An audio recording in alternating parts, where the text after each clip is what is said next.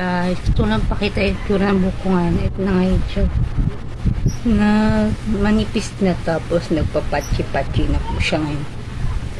Yan. Tapos sa kabila, ganyan din po. Ito di pa ganong manipis. Dito pa lang po. Sobrang kati po niyan pag naglalagas.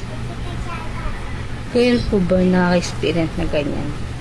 Sobrang kati. Yung kamutin, sobrang kati. Tapos ko lang maligo ngayon po. Wala pa kasi mag-eraser ng buhok ko ngayon. Naghahanap pa si mama ko na mag-eraser ng buhok ko. Para hindi na maglalagas. Maganda na eraser yung buhok.